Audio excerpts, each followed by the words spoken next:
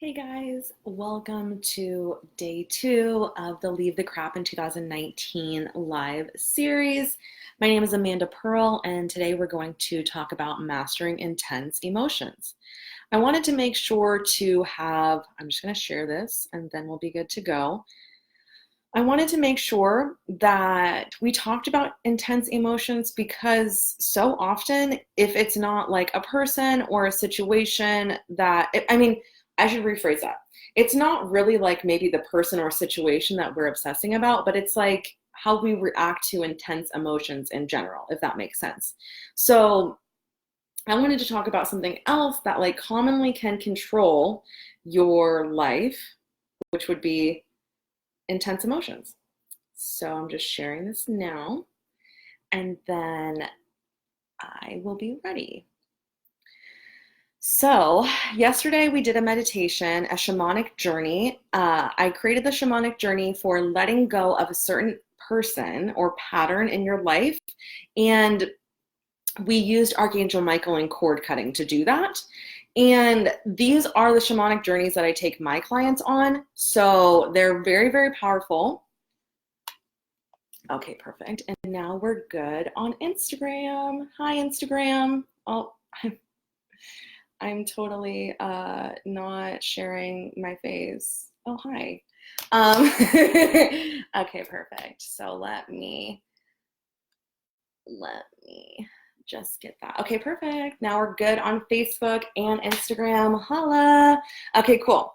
So today we're going to be talking about mastering intense emotions. Like I was saying, if it's not like a person or a situation that we're thinking about, we can oftentimes just like get so caught up in our emotions. So I wanted to talk about with you guys today the different ways that I handle intense emotions and teach my clients to do that. So I'm just going to give you a little background about my journey with like mastering my intense emotions. I've probably had pretty severe anxiety for like as long as I can remember. Definitely starting like in elementary school, but definitely like ramping up around high school. I remember just like feeling so much like just feeling like everything was too much all the time. And that was like high school. And then college, it just became like way, like a lot more in college. It was like just anxiety attacks every day. And at that point, I really I was getting my degree in psychology at that time. And so I could hear them talking about how like depression, anxiety, PTSD, things like that are curable illnesses. But I really just felt to myself like I probably could just do the best I can. Like I just wanted to like try to like get on top of it, like get ahead of it. Like I really wasn't looking for like a cure at that time. And then after seeing so many psychiatrists, psychologists, and taking several different medications, I just thought to myself, like, I love therapists and I love my current therapist, I will say. But I just thought to myself, like, there have to be other ways besides like seeing a therapist or taking medication. Like, there has to be something I could do proactively on my own. So that's like what really got me into energy healing because I felt like I could take control of my own healing rather than being like, oh, I'm really anxious and I just wish I could like get in with my therapist sooner. I felt like I knew in my mind that like I could go over resources or ways to change with my therapist, but that it was going to be in the moments of my everyday life, like the 1,000 decisions that we make a day that we're going to make the difference. So today I want to talk about like getting ahead of your intense emotions because that can honestly feel so controlling. The first thing I want to go over would be proactivity. So I feel like a lot of people so I want to preface this by saying that the quality of your life is determined by the quality of the questions that you ask. So if you're not asking the right question, you're always going to get an answer that doesn't feel like it works for you, but you're not really sure how.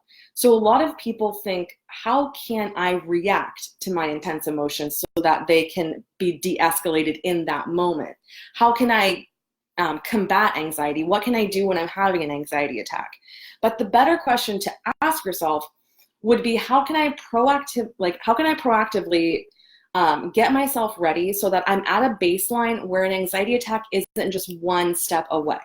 Because the thing about life is that if you sit at the baseline of like 70 to 80% anxious, or even like 50 to 60, if you're already at 70, like let's say when you wake up, it's like wake up, dread. Or when you have to go somewhere, when you think about going somewhere, dread. If you're on that level of 70, it really just takes like one little thing to kick you all the way up to 100. Whereas if you were sitting at 0 or even just like 20 or 30, it would take a lot more to get you to 100 than if your baseline is 70. So I hope that makes sense. But what I'm really getting at is that as far as anxiety attacks go and intense emotions go, it's really like the preparation and the self-care that you do in your daily life that prevents those from affecting your life so much, rather than like what you do in, I mean, we can talk, I have some things to go over what you can do like in that moment to like have the anxiety go down. But what really, really worked for me, and for lack of a better like description of it, what really, really worked for me was creating a really solid nightly and morning routine, and not straying away from those and not making those unmanageable to do, making them really simple, but also like getting myself grounded for the day or getting myself grounded for the night. Because when you go to sleep, you pretty much like, the way that you fell asleep, like the thoughts going on in your mind, they're like what's going to just be there when you wake up. So if you go to bed really stressed, you likely will wake up really stressed. If you go to bed pretty calm, it's like your body's just continuing that. So preparing yourself like all the time pretty much for when you're going to have an anxiety attack is what prevents anxiety attacks. And I feel like people put so many like presupposed blocks in between them and doing this. Like they feel like it's so much work, but it's like way, way, way much more work to like constantly be like battling against yourself. So proactivity with your anxiety, recognizing the times that you do get anxious so that you can get ready for those times before, so that you can be grounded, and also just like setting boundaries with yourself in that moment. This is not a direction I thought I was going to go in with this, but I'm going to go there because it's affected my life a lot. Indecision. Indecision can be a big part of anxiety because it's like it can be a trauma response to like feeling like if you choose the wrong thing, something bad could happen, you could be punished, things like that. What if, also on another hand, especially in our society, everybody wants like the best thing. Like everybody wants to look at like approximately 1 trillion reviews before buying something. Like everyone wants the best thing. And so with the indecisiveness, proactively making it so that you're less anxious will help with the indecisiveness and help you make decisions. Another thing that I wanted to go over with you about controlling intense emotions would be to make sense of them. So in psychology, there's a phrase that like everything we do makes sense. All of the, like, even like the quote unquote weird behaviors or taboo behaviors that we do, like I've been watching Hoarders, like even a behavior like that most of society would deem like taboo or weird, they all make sense if you go back to the beginning and you start there and you talk like, how did you get to that moment? Making sense of your emotions is so big, and it's something that I feel like a lot of people, hey Nanette, it's something that a lot of people want to kind of skip over. Like, let's go over the past, let's go over what I can do about it. But like in this moment, let's make sense of where we're at right now, because in this moment, that's how we can move forward. So if you're someone who like wakes up in the morning with a lot of anxiety, think back to when that started. For me, it was when I had a job that started at 6 in the morning and I had to wake up at 4:30, and that job was extremely stressful for me. And I started to like wake up with anxiety, and then a habit is just a behavior that we keep doing. And so often when we are faced with an intense emotion, we can just hit it with the like oh, here we go again. I'm so stressed out. I'm just so anxious. Like, I can't do this. Like, I'm always like this. This week's been bad. This month's been bad. This year's been bad. Spiral down. Like, I'm a failure. I'm unlovable in like 0.2 seconds. And that's how our brain works with associations. So making sense of your emotions, like, there's that phrase, like, put the pause between your emotions and like you fully reacting to them. And it's like, making sense of your emotions is an actual process that you can be using to be putting that pause.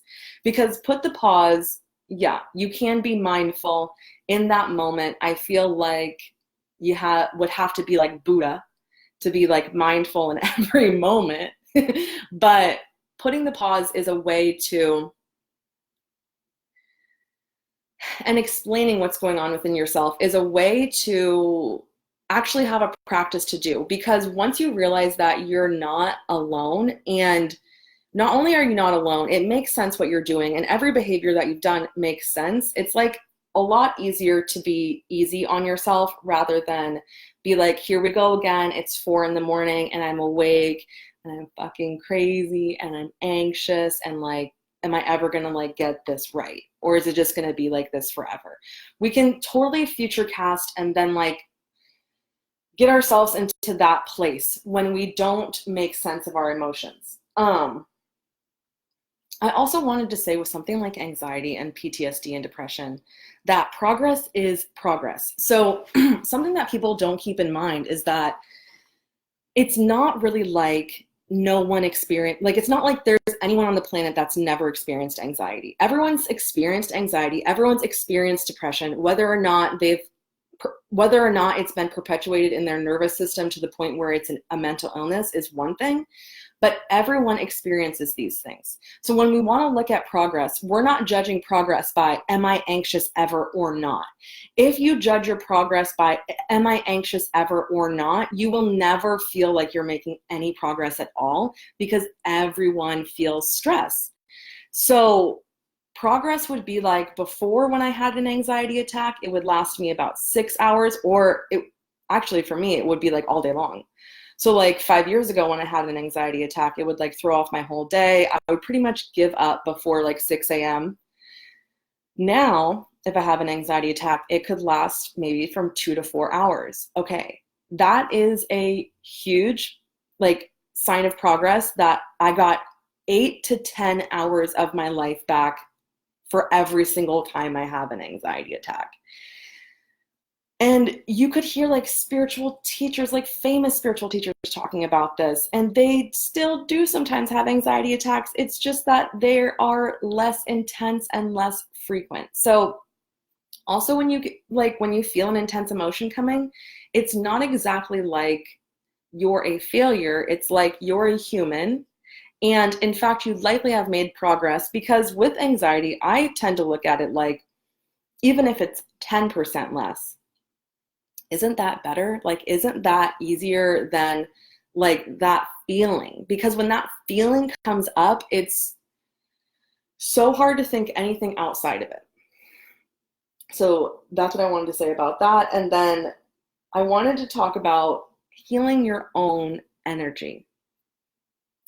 This is really broad, and this can go in a lot of directions. It can be as simple as meditation, or it can be as like complex as like doing Reiki on yourself. But some sort of self-healing has a lot of different, I don't want to say consequences, but they're good consequences. Self-healing has a lot of different opportunities from it. Not only are you like healing your own energy, healing your chakras, another thing is you're allowing yourself to sit with yourself. You're allowing yourself for the emotions to come up. You're allowing yourself to be in an acceptance with the emotion, even if it's for that moment before you go through the healing.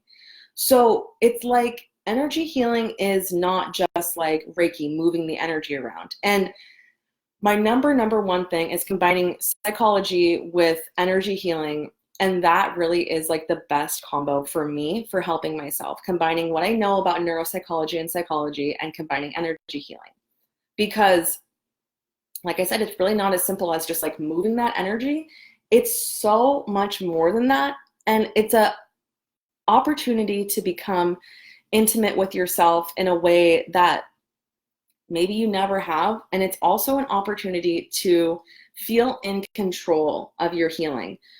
You have no idea how many times I've heard my friends say things like, I wish I could help my anxiety, but like, I just can't afford to see a therapist right now. I wish that I could feel less depressed, but like, I just like don't know like how to get through my insurance for a psychiatrist right now. Like, these are blocks that we're putting between ourselves and what we want. And the thing that I've been thinking about the most lately in such a deeper way than I've ever thought about it is really, really, truly how these emotions are benefiting us. And that's not a place that I go lightly. It's not a place that I go with any client. It's not a place that I go in the beginning with clients, but I want to introduce this idea to you that if there's intense emotions in your life, if we're not working actively to heal them, so if there's intense emotions in your life, that doesn't mean you're benefiting from them. If there's intense emotions in your life and we're not working actively to heal them,